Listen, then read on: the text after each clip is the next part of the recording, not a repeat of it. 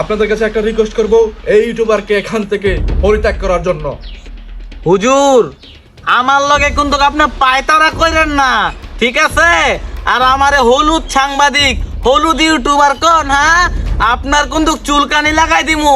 আমার কিন্তু কিউআস কাবলুর সাথে কন্টাক্ট আছে, সুট 2-3টা দিয়া দিলে আপনার মান সম্মান প্লাস্টিক করে দিব। চিনেন নি আমারে? হ্যাঁ, কথাটা মনে রাখেন। এই মিয়া উড়ে না, আমাদের হুজুরে বদনাম করতেছেন। মিয়া যান যান, হুজুরে বদনাম করতেছেন। যান যান, এই না হুজুর করতেছেন। যান উনি যান ঠিক আছে।